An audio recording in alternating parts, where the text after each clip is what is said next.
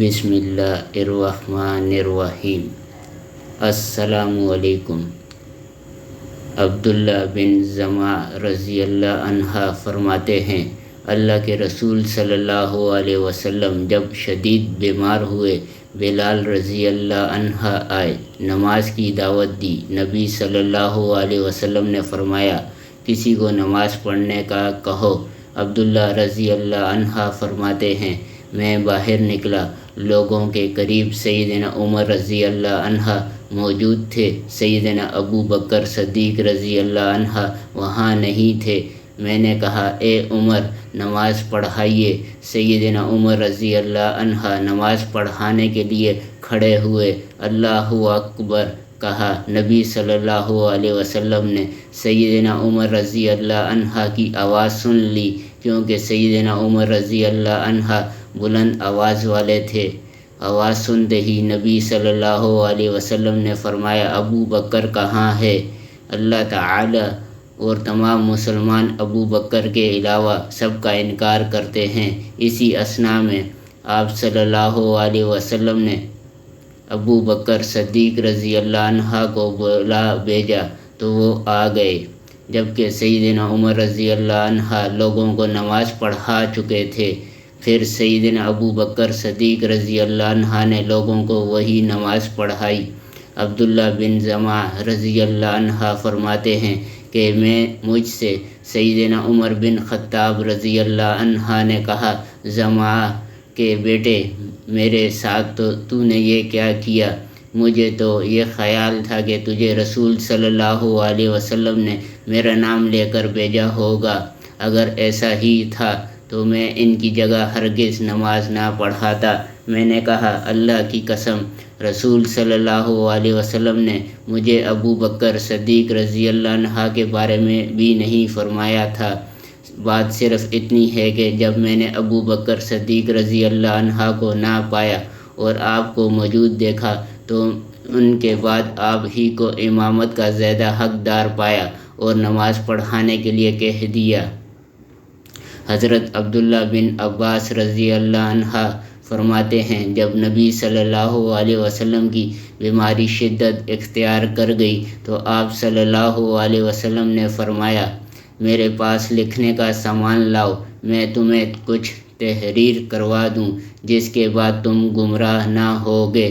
سیدنا عمر رضی اللہ عنہ نے کہا، نبی صلی اللہ علیہ وسلم پر بیماری کا غلبہ ہے اور ہمارے پاس اللہ کی کتاب موجود ہے، یہ ہمارے لیے کافی ہے۔ لوگ آپس میں بحث و تکرار کرنے لگے۔ نبی صلی اللہ علیہ وسلم کو بحث و تکرار ناگوار محسوس ہوئی۔ فرمایا، یہاں سے اٹھ جاؤ، جھگڑا نہ کرو، ایسی بات میرے پاس مناسب نہیں۔ حضرت ابن عباس رضی اللہ عنہ فرمایا کرتے تھے، نبی صلی اللہ علیہ وسلم اور ان کی طرف سے تحریر کے درمیان حائل ہونا نہایت افسوسناک بات تھی۔ اس حدیث کے بارے میں علماء کرام نے سیر حاصل گفتگو کی ہے۔ امام نوری رحمۃ اللہ علیہ نے شرح مسلم میں اس پر مفصل کلام کیا ہے۔ بطور تحمید فرماتے ہیں، نبی صلی اللہ علیہ وسلم بلا شبہ جھوٹ بولنے سے یکسر مبرا تھے۔ وہ حالت صحت یا حالت مرض کسی بھی صورت شرعی احکام تبدیل نہ کر سکتے تھے اور نہ اپنے فرائض تبلیغ دین میں کوئی کوتاہی کر سکتے تھے۔ ان کے بیمار ہو جانے سے نہ تو ان کے مرتبے میں کوئی فرق پڑ سکتا تھا، نہ شریعت میں کوئی نقص پیدا ہو سکتا تھا۔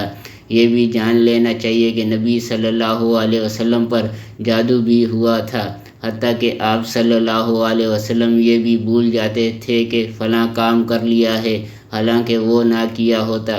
ایسی حالت میں بھی آپ سے ان کے احکام کے خلاف کبھی کوئی بات صادر نہ ہوئی جو پہلے سے ثابت شدہ تھے۔ اتنی تحمید جان لینے کے بعد مان لینا چاہیے کہ علماء کرام نے اس کتابت کے بارے میں مختلف خیالات ظاہر کیے ہیں۔ کہا گیا ہے کہ رسول صلی اللہ علیہ وسلم در حقیقت خلافت کے لیے جس میں فتنہ اور نزاع واقع ہونے کا خطرہ تھا، کسی کا تعین فرما دینا چاہتے تھے۔ ایک رائے یہ بھی ہے کہ وہ دراصل مختصر طور پر تمام احکام لکھوا دینا چاہتے تھے تاکہ احکام کے بارے میں نزاع ختم ہو جائے اور منسوخ علیہ پر اتفاق ہو جائے۔ نبی صلی اللہ علیہ وسلم نے پہلے لکھوانے کا ارادہ فرمایا، پھر مصلحت اسی میں دیکھی کہ نہ لکھوایا جائے۔ ہو سکتا ہے کہ آپ صلی اللہ علیہ وسلم نے نہ لکھوانے کا فیصلہ ذرائع وحی کیا ہو اور پہلا حکم منسوخ ہو گیا ہو۔ سیدنا عمر رضی اللہ عنہ کی گفتگو کے بارے میں تمام علماء کا اتفاق ہے کہ یہ گفتگو ان کی فراست، فضیلت اور دقت نظر کا نمونہ تھی، یعنی ہو سکتا ہے کہ نبی صلی اللہ علیہ وسلم کچھ امور قلم بند کروا دیں، اگر لوگ ان سے عاجز آ جائیں تو وہ سزا کے لائق ٹھہریں گے، کیونکہ ایسی صورت میں یہ احکام منسوخ ہو جاتے ہیں اور احتجاج کی گنجائش ہی باقی نہیں رہتی۔ اس لیے انہوں نے فرمایا تھا کہ ہمیں اللہ کی کتاب کافی ہے، کیونکہ اللہ تعالیٰ کا فرمان ہے، ہم نے کتاب میں کسی چیز کی کمی نہیں چھوڑی۔ آج کے دن ہم نے مکمل کر دیا تم پر تمہارا دین۔ سیدنا عمر رضی اللہ عنہ کو کامل یقین تھا کہ دین مکمل ہو چکا ہے، اب امت کے گمراہ ہونے کا ڈر نہیں۔ انہوں نے اسی حالت میں رسول صلی اللہ علیہ وسلم کا بوجھ گھٹانے کی کوشش کی۔ بلا شبہ سیدنا عمر رضی اللہ عنہ، ابن عباس رضی اللہ عنہ اور ان جیسے دیگر فقہاء صحابہ کرام رضوان سے زیادہ بڑے فقیہ تھے۔ علامہ خطابی رحمۃ اللہ علیہ فرماتے ہیں، سیدنا عمر رضی اللہ عنہ کے اس عمل سے یہ ہرگز مطلب نہیں لیا جا سکتا کہ وہ اللہ کے رسول کے بارے میں کسی قسم کے غلط گمان کا شکار ہو گئے تھے کہ مبادا رسول صلی اللہ علیہ وسلم کوئی غلط بات لکھوا دیں گے۔ صحابہ کرام رضی اللہ عنہ کے بارے میں روایت ملتی ہے کہ وہ ہر معاملے کو فیصلہ کن مرحلے میں داخل ہونے سے پہلے اس میں بحث و تکرار کرتے تھے، جس طرح حدیبیہ کے دن صلح نامے کی تحریر کے وقت صورتحال پیش آئی، لیکن جب آپ صلی اللہ علیہ وسلم کوئی فیصلہ کن ارشاد فرما دیتے تھے تو پھر کسی کے لیے کسی بحث کی کوئی گنجائش باقی نہیں رہتی تھی۔ قاضی رحمۃ اللہ علیہ نے کہا، سیدنا عمر رضی اللہ عنہ کہا تھا۔ صحیح مسلم میں یہ جملہ اسی طرح استفہام کے ساتھ ہے اور یہ نسخہ اس سے بہتر اور زیادہ قرین صحت ہے، جس میں صرف حجر کے لفظ ہیں، کیونکہ سیدنا عمر رضی اللہ عنہ یا کسی اور صحابی کی طرف سے بلا استفہام آپ صلی اللہ علیہ وسلم کی شان میں یہ کہنا ناممکن تھا، کیونکہ حجر کے معنی حزی ہیں، یعنی نامعقول بات کرنا۔ یہ جملہ اس کے کہنے والے کی طرف سے اس طرح تھا کہ تم اللہ کہ رسول صلی اللہ علیہ وسلم کے حکم کو اس طرح مت سمجھو کہ کوئی شخص نامعقول بات کہہ رہا ہے، کیونکہ نبی صلی اللہ علیہ وسلم ہرگز نامعقول بات نہیں کہتے۔